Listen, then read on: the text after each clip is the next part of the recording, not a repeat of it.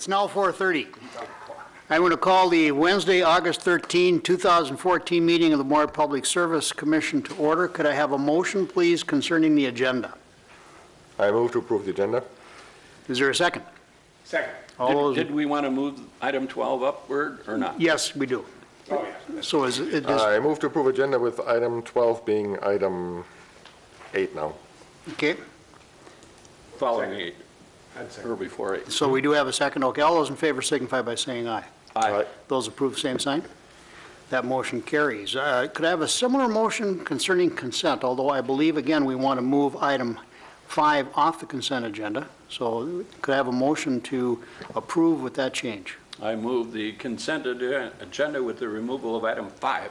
Okay, is there a second? Second. All those in favor? Aye. Those opposed, the same sign. That motion carries. Before we go much further, we have somebody new here this evening in the form of John Rogala. John is our newest member. He's taking the place of Corrine Stephenson, who's stepping down because she's no longer living in our district. And John's from the 2nd Ward. Why don't you tell everybody out there a little bit about yourself? A very little bit, of course. I returned to Moorhead in 1979, and I started my employment with First National Bank at that time. I'm a graduate of MSUM in 1976. I worked in various different capacities at the bank: consumer lending, some department management, commercial lending, and private banking was my last position. One of our clients at the time was Steenerson Lumber, so I became employed by Steenerson Lumber 8 years ago. I work as a credit manager and the safety management area for the Steenerson Lumber Company. As Ken said, I'm in the 2nd Ward. I've been there since 1982. And prior to that, I had a home in South Moorhead as far as in a townhome. So, Welcome aboard. thank you. Are there any other customers to be heard or recognitions? Nancy, do you know of anything? Okay, let's move down to item 5. We took item 5 off the consent agenda, and I believe you had a question. You looking? Actually, I believe we both had a question. Nancy, if you would, I just want to skip beyond all of the other pages and right into the uncollectibles. We have 3 uncollectibles that amount to about half of what the total valuation on the list is for the same address, and I'm concerned about the number. It's a number that totals almost $18,000, and you know me on collectibles. I tend to look the list over pretty closely, and in this case, I'd appreciate either an explanation for why we would put these in uncollectibles, or I'd like to see that we revise our plan and see some effort to collect this. So, okay. With that, I'll just turn it over to you, if you would. Thank you. These 3 accounts relate to a commercial business in Moorhead, and the property was sold in April, so there are 2 different business entities involved. So the seller of the property had about 3 months worth of unpaid utility bills at the time of the sale. We've pursued collection through our regular process, so they've got some phone calls, they've got some duplicate billings and things like that, and we haven't had a response. Earlier this week, I did contact the seller of the property and asked them if they're aware that the bills are outstanding. They said no, they weren't, and so we're hoping to get a payment coming in from them instead of turning these over to collection.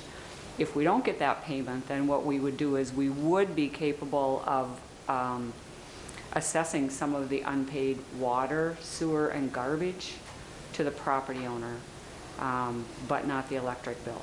So that's just Minnesota statute. Can we do that after the property's been sold or transferred?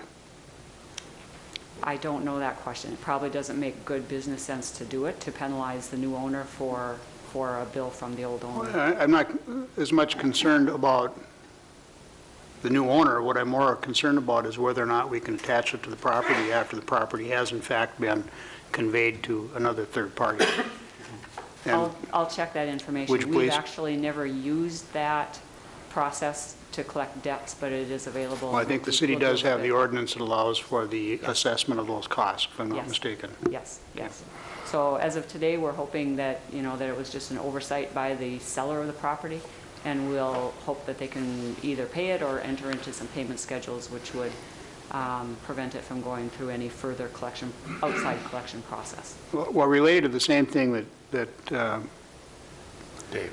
Dave.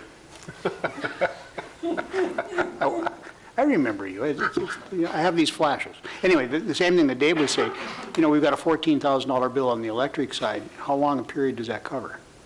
The total bill, a customer can accrue or have unpaid almost 90 days of service with us before actual disconnects take place. So yeah, we send them bill 1, we send them bill 2, and then we're almost to the third bill before we do some kind of collection process, the ultimate collection process, which is disconnecting services. Okay. And there's limitation of what we can do in the winter, right? Right, we do have some Minnesota cold weather rules that we follow in the winter and hot weather rules that we follow in the summer. Okay. Did you, Well, if it would be all right with the rest of the commission, I'd be willing to move the approval of this agenda item, but with the removal of those 3 addresses and those amounts for the time being until we get through some more process. So with That's that, I fine. would move that. We'll bring it back again Okay. if we aren't If that's okay with successful. you guys. I'll there- second that. okay, all those in favor signify by saying aye. Aye. Those opposed, the same sign. That motion carries. Item 8A is members of the city council. Welcome, Heidi. I sort of took your thunder when I introduced John, but he's your appointee, so. Well, that's quite all right. Welcome, John. I don't have anything to report from council. Okay. That works. Members of the Public Service Commission, anything to report? Having a great summer. It is a lovely day out there today, isn't it? Other than EDA did not meet last month, so there was no activity there. Okay. General Manager's report, Nancy, did you have anything, since Bill is absent, anything to report? There are several items on that report. What I would like to add would be that Chris Knutson, Water Division Manager, would like to issue an invitation to the commission to attend a local water event. I'll have Chris fill you in on that.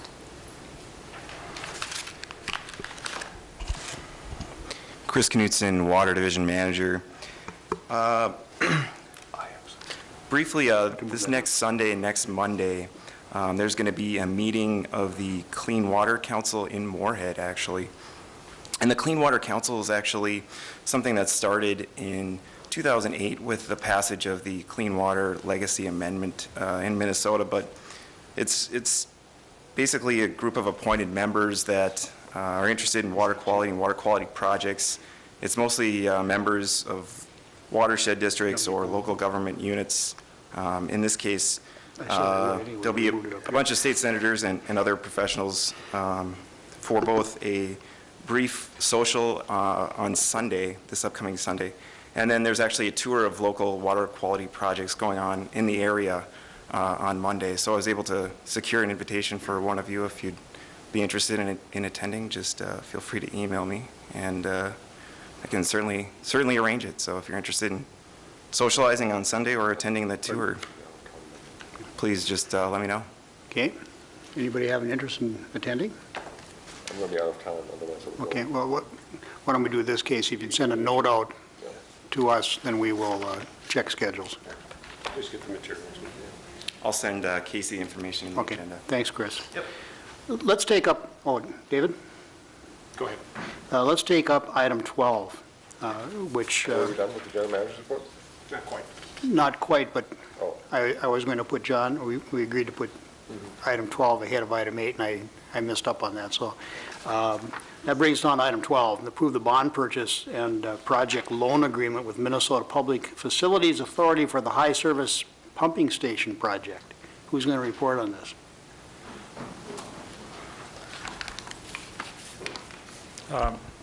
Chair, members of the commission, Nancy had asked that I'd show up at the meeting tonight.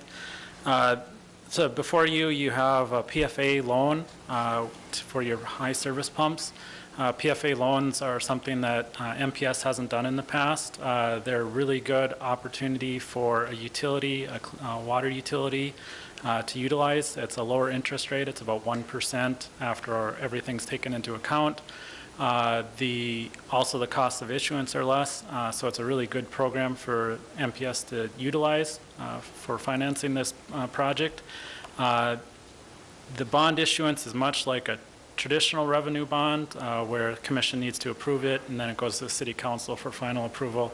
The one difference in this is it's a PFA requires a geo backing, and so I'll explain that further to you, that we pledge revenues that are sufficient to pay the debt service, but there's this backstop of a geo levy in the event that there would ever be insufficient revenues. So the resolution in front of you just contains language that you'll always make sure that you have sufficient revenues, 105%, to pay for the debt service on the bonds. I can answer any questions that you want. It's proposed to go to the city council at its August 25th meeting and close shortly thereafter. With regard to the general obligation aspects of this, John, I'm assuming that's pledged on the general obligations of the utility and not the city? No, it's under the city. It is under the city? Yeah, the commission actually wouldn't have general taxing powers. That comes through the city. You have the ability to raise funds through revenues, but if in the event that a general obligation tax was ever needed, that would have to come through the city. Okay. So from our standpoint, this is merely a recommendation then after our approval and would have to be approved by the city council? Yeah, pursuant to the charter, the commission has to consent to the issuance of debt. The city council can issue on your behalf, but only with your consent. So any debt has to start with the commission that you're consenting to the issuance of it. And in every regard, I mean, it's a good interest rate. It saves you a lot of cost of issuance. Typically with a private revenue bond, you'd have about 1.5% in additional just issuance costs, and your interest rate would probably be 3 to 4%. So, I mean, you're saving a lot of money going through PFA. And I'm assuming that this does not negatively impact the borrowing ability of the city? No, revenue, okay. That's a great question. Revenue bonds, even though they're geo-backed, do not count against the city's debt limit. Only true geo bonds, like if you had an election and it was payable solely out of a tax levy, that would count against your debt levy, the city's debt levy. Any questions? No, sounds great. Because we're saving about, what, 2.7 million, right, on interest? Right, over 2.1 million in interest over the 20-year life of the bonds. This has also been about a 2-year process that staff has taken on in getting approval by the Minnesota Department of Health, Minnesota Public Finance. Your microphone's not on. Approval by the Minnesota Department of Health, the Minnesota Public Facilities Association, and it's taken us about 2 years to get through the process. We're very happy with the interest rate, and we will use this financing process again. We've started the wheels in motion for the city's Sims project next year, which is massive street construction. We'll be doing water main replacement in conjunction with that, and we'll use this as the financing vehicle if all the approvals take place. So that would be a second thing. This is only for the pumping station, This right? is only for the pumping station. So yeah, so hopefully next year, if everything goes well, we'll be back at this point again approving some additional financing with the PFA for the Sims water main replacement projects. So Christopher is going to be carrying on Cliff McLean's tradition of being the biggest spender in the place. I think he's exceeded it already. Okay. Hey, I looked at the water mains we just pulled out at Center Avenue, and Yeah. it's a good thing. I move to approve item 12. Okay, is there a second? Second. A motion to second. All those in favor signify by saying aye. Aye. Those opposed, the same sign. That motion carries. Thank you, John. Thank you. That brings us back down to anything else that Nancy wanted to report on. No, the reports, Okay. we've got plenty of information. So the wind turbine is running, Travis. Thank you. So happy to hear that, Travis. I went back to the general manager's report, if I might. You know, 3 months ago, we talked about the rates and the the rates on demand as opposed to consumption. And we've had a little bit of publicity about that recently on talk radio and television and such.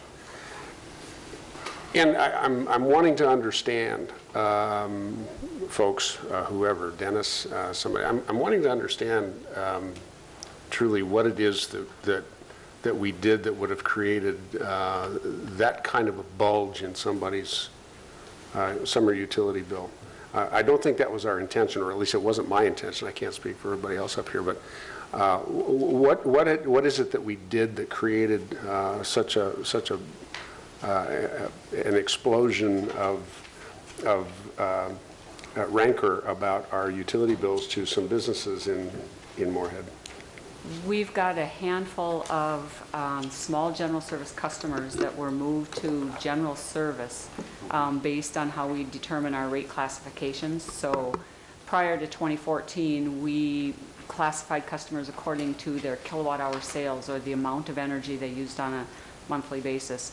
With the new rate study and with the new way that we pay our power, which is heavily weighted on our demand rather than total service purchased, we've tweaked our rates to recognize the importance of the demand portion of the bill. And so in doing that, we went away from the energy usage component to the demand usage component. And there's a handful of customers that unintentionally saw some pretty big increases. What do you mean by pretty big? They could be 1,000 or a couple thousand a year. Again, these are pretty small customers, and what we did with the rate study and what we've been doing over the last several years is preparing for this step.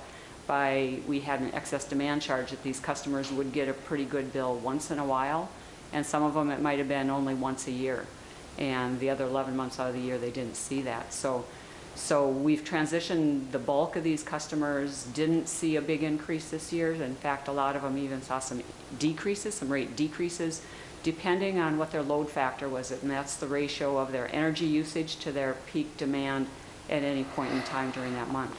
So we've transitioned most of them. We've got a handful here where the rate increases were extreme, and we're working with our rate consultant right now to look at some options, and with legal to look at some options to provide some relief for those customers and then transition them into cost of service rates over several years. I tend to agree with Dave that I don't know if that was an intended result.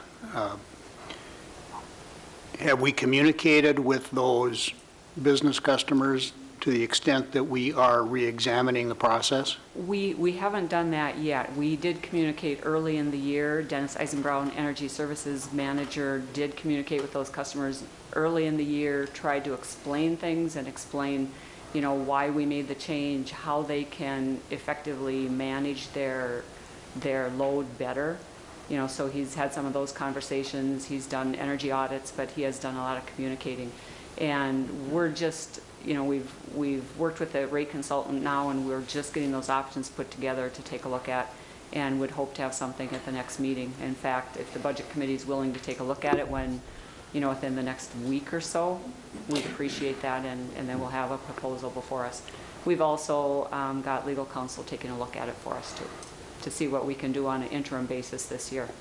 Well, I won't hesitate to look at it. Based on the conversation that began, as I say, a few months ago, it certainly wasn't my intention to approve any kind of a rate program that was going to have that kind of an effect, especially on a small business in this community. Correct. Much less Correct. a big one, but I think it's our responsibility to communicate a lot with these folks and let them know what it is that we're doing, and that we're making every effort to fix this and maybe repair things with them.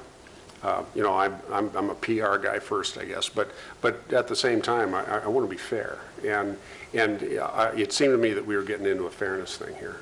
The way it used to be versus the way it is now, because we got a new formula, sounds a little bit kind of bureaucratic to me and not really very human. And so if if we can get to the bottom of this here pretty shortly and get those folks kind of back to where they need to be, I think that'd be a good step for us. I think we can do that. I think we should be communicating with them as well. I mean, if we're researching what we can do to either roll back or change or do whatever we have to do, I think we should do that. My understanding is that we were fairly well trashed on social media over the weekend.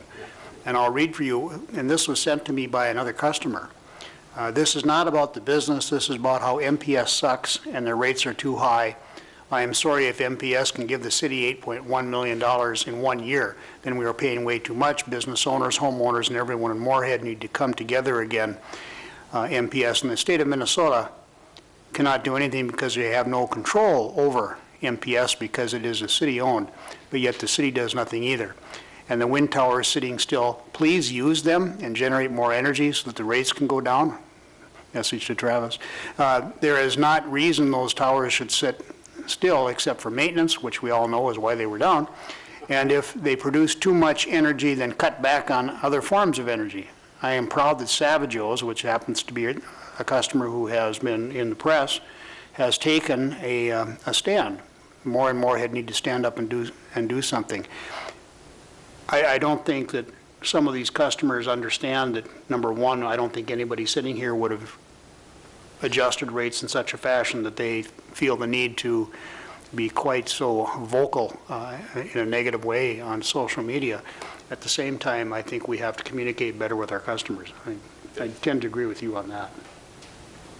So We will do that, and we'll get things working, and as far as the electric rate study goes, it wasn't the intention to see customers with those kind of increases either. So just in handling the volume of data and the individual usage patterns of about probably 16,000 customers, there was an oversight for just a handful that we do need to get corrected. Well, and if the general manager's office, Dennis, if you would just kind of keep us informed over the next few meetings on where we're going with this, I'd like to revisit this so that there's an assurance that we're making some headway. Absolutely, and I'll look at calendars tomorrow and see if Ralph and Dave, if you would like to get together and meet about this and look at some options. And I would personally request that we send a letter to those customers as soon as possible indicating that we are, in fact, looking at these things and doing so immediately. Is there a way that we can hold off on the demand charge in the meantime? I don't know. I'd go for that. I think that would be a legal question, and I've got those questions posed already, so I'm waiting for a legal answer back. Or do we have to go through a rate hearing? That's my question for legal. Yeah, well, I think it's an unintended result process. is what I'm hearing everybody up here say, unless I'm wrong. Yes. And we should take a look at that as soon as possible. And as always, I mean, we are always open to have people come to these meetings as well. We don't need to go social media. If somebody feels uncomfortable, let us know here or in person. Yep. Yeah, like I say, when I saw this, and this was just one of many, that I have a problem with that. Because I know that our staff is also working hard to make these things work right. Takes us down to item 8E, which is to accept a report on regional residential electric rates. Is Travis going to speak to this? Or Dennis? I think Dennis will. Reasonable is a good word. Pardon? Reasonable would have been a good word. Reasonable regional residential rates. Dennis, would you please acknowledge your identity, please?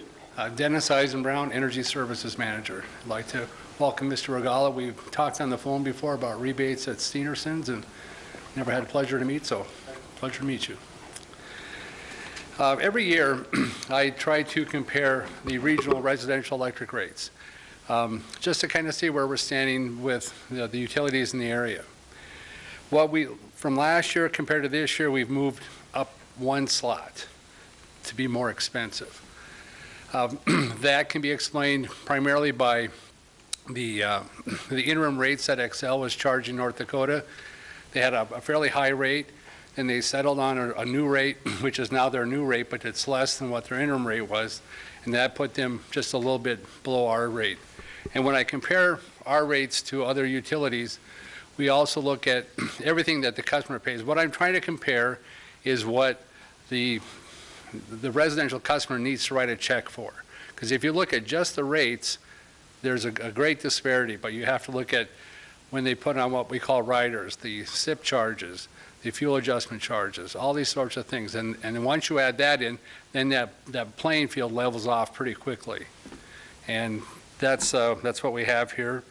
And there really aren't any big changes this year.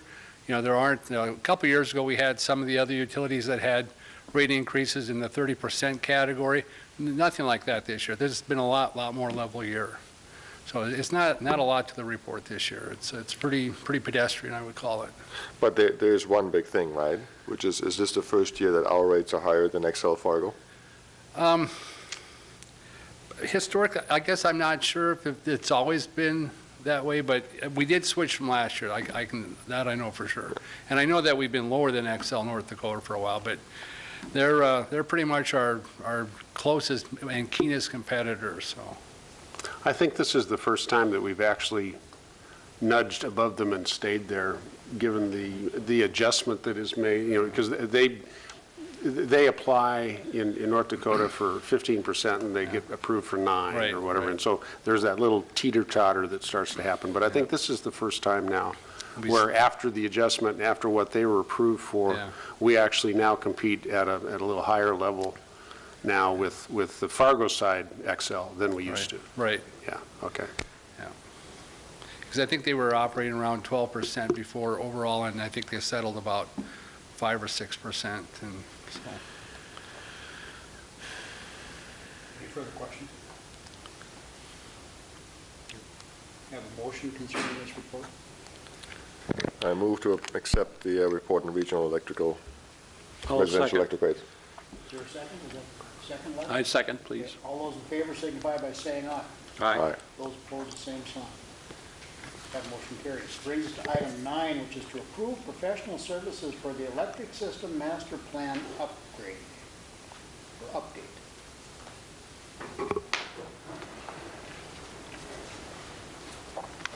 Now the keeper of the wind tower is going to be speaking to us. Yes. Travis Schmidt, Electrical Engineering Manager. Every 5 to 6 years, we take a look at our master plan and request that we probably have an update done to it. In 2008, we did our last master plan update.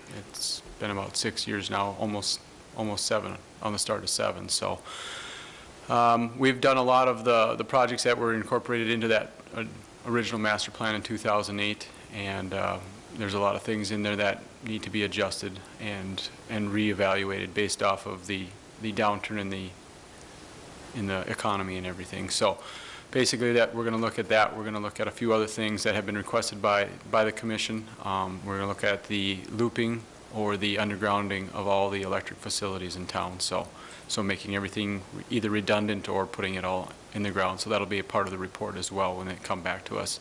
I expect that we'll have a report sometime in 2015. It's a little longer process to do this. They do a lot of evaluations as well. Any questions? Any discussion? Is there a motion? I move to accept item 9. Second. All those in favor signify by saying aye. Aye. Those opposed, the same sign. That motion carries. Brings us to item 10, which is to approve amendment number 3 to the consulting services agreement and change order number 3 for environmental abatement and demolition of the Moorhead power plant. Like to explain this one too, Travis? I can do that as well. Good. Basically, the 2 items in front of you on this agenda item is basically dealing with the same thing. Peer Engineering is our environmental engineer that is helping us with the abatement and demo of this site, and they're doing a lot of the testing and everything else. And then Landwehr is the demo contractor on site as well. The change order and the amendment are both basically for the same items. One is to deal with a small amount of concrete that had some PCB contaminants on it. Basically, it was oil that had spilled onto the concrete, so that had to be taken care of appropriately. The other part is a couple of the items on the catwalk and the penthouse, and then a small part of the transformer pad.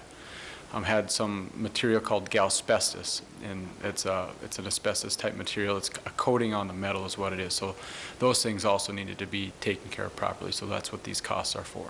Okay. Anybody got a question? You first. Do we have an estimated completion date yet? They are hoping for late October, early November is what we're guessing. Okay, thank It's you. a lot of these things take a little bit of time to get resolved, so they can't move as fast as they would like to.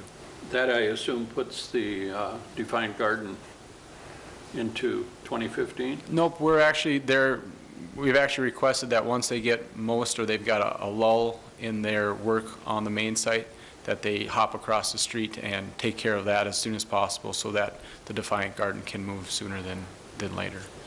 Within the next few months? Yep, they're actually hoping in the next couple of weeks to get across the street. Okay, thank you. In terms of our demolition costs and the removal of contaminated materials, what's happening with where those are being placed and where it's being moved to, and are there going to be any increased costs related to those things? We had those issues with the Clay County landfill at one point. Correct. I think we've taken care of most of those issues, and the additional costs aren't increases from them. It's just cost to take care of it properly. So you shouldn't see any additional increases from it. Okay. David? Travis, my question is from my point of view that is basically completely without knowledge. So, Sure. but I'm curious. We look at change orders and such like this that come along, and from the layman's point of view, I look at some of these and I start to wonder why wasn't that anticipated? In an original survey of the project, how is it that something like this, wasn't anticipated with the first price, and Sure. then they come down the road and they charge us a few $1,000s extra to do this? And we do a lot with peer engineering. Peer engineering and myself go back and forth several times to make sure that these prices are, market prices. They're not inflated at any price. So we do actually see, you're actually seeing prices that are lower than what actually should come to you. So, or around there. So usually we see some type of reductions from them. It's not cynicism, but No. when I hear that, I go, well, they give us a low price, and then they come back with a change to say, well, Correct. this is how we're going to No, make it up. and we had originally estimated the cost to demo this site at about 1.5 million.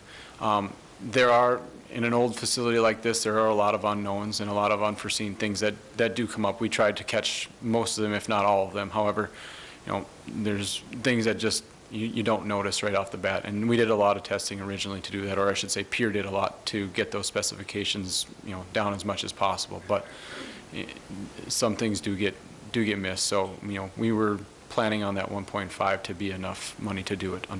However, the bid did come in lower, so. But everything that's in the specs, they're taken care of through the specs. It's just additional things that have come up since then. Thank you. With your crystal ball on, do you think there's more coming, or are we in pretty good shape? I mean, the facility is pretty down now, isn't it? I've gone back and forth with Mark from Peer Engineering on this, and they, it's very hard to tell. I think a lot of it is in the old part of the plant that, we don't have a lot of plans and drawings on, but, if we can get all that stuff down, I think you'll probably see a little bit more coming forward, but it shouldn't be hopefully a whole lot. So. Okay. Any further questions? Could I have a motion, please, concerning that item? Move approval of item 10. Is there a second? Second. All those in favor signify by saying aye. Aye. And as a result of that last item, Casey, I would respectfully request that the minutes reflect the fact that David has claimed not to be cynical. Or knowledgeable. And Or knowledgeable. Or uninformed? Yeah, so if you would, please make sure that makes its way into the minutes. It's uninformed, not ignorant, okay? It's uninformed, okay. Duly noted. Casey? Put that in boldface, too. Yeah. That brings us to item 11, which is to approve professional services and escrow agreement for engineering review and inspections at the Oakport Water Tower.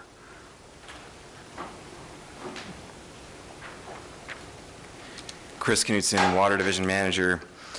So I'll preface this with saying it's a kind of a complicated item for a very small amount of money involved in the entire scope of the project. But essentially, MPS has 3 water towers, and we actually have 4 different wireless carriers on those 3 different towers. We have 1 carrier, or actually 2 carriers on the I-94 tower and then 2 carriers on the Oakport tower. 1 carrier, AT&T, is conducting a 4G antenna upgrade, and those antennas are actually held up on the handrails of that particular tower. Because they're doing this upgrade and the loading requirements of that handrail were not sufficient, we actually are requiring them to do some more additional study, which would be outside of what we would normally require, because what they're proposing is to put basically 9 member support beams on top of that tower, essentially where we'd walk to get to the hatch.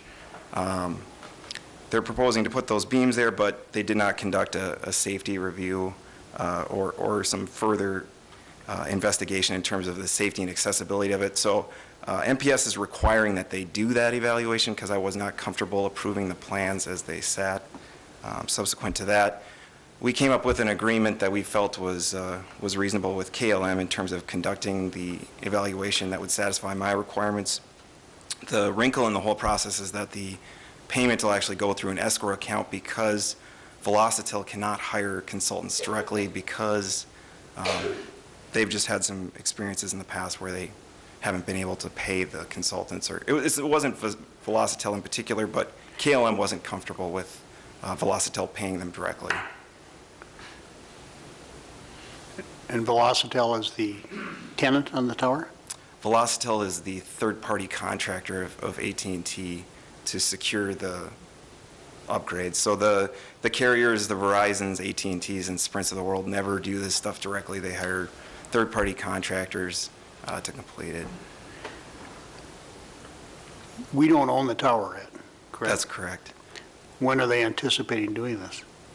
It would be this fall, hopefully.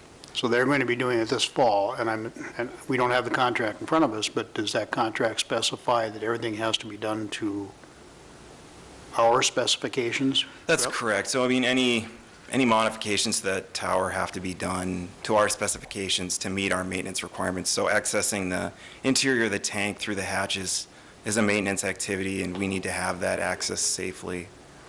Okay. So do we need to get approval from Oakport for this? Yeah, that was the question I had. I would say not. We've done many of these upgrades before through AT&T and the other carrier in Ventus. So it's a pretty standard thing that we go through. Typically, Oakport is aware of the changes, but again, all the upgrades have to meet our specifications. So they're typically not. We can certainly inform them if you'd like, but. Don't we have interference questions also that would relate to this in terms of whether or not it would interfere with SCADA or anything else is internal to our operations? Yeah, we always look at that when there's an upgrade. That concern has been addressed. Is that has been addressed? Has been addressed. Okay. It's specifically the safety concern. How about interference with the signal?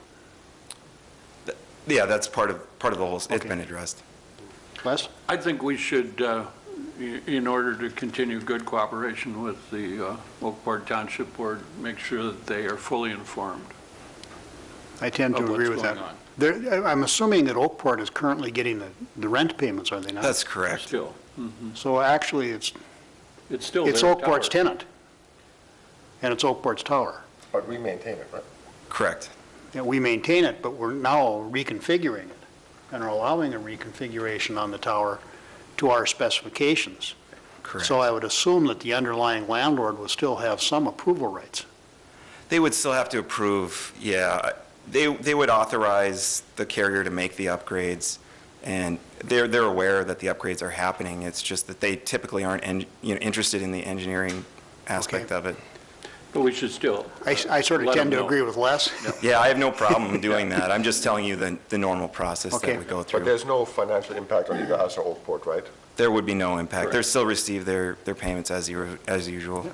That part's fine, but I think just to keep that contractual relationship clear, I think that that should be done as well. Well, and given that we're so close to.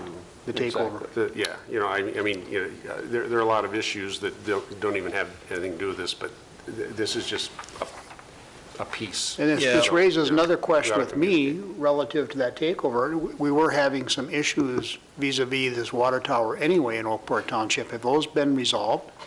We're actually working on some of those issues. We'll be meeting with the Oakport Joint Powers Board at their next meeting regarding some of the land issues, inclusive of all the other city-owned property at that site. So Bill and I just had a meeting several weeks ago regarding some of the preliminary discussions. It's all just discussions at this point regarding the land transfer.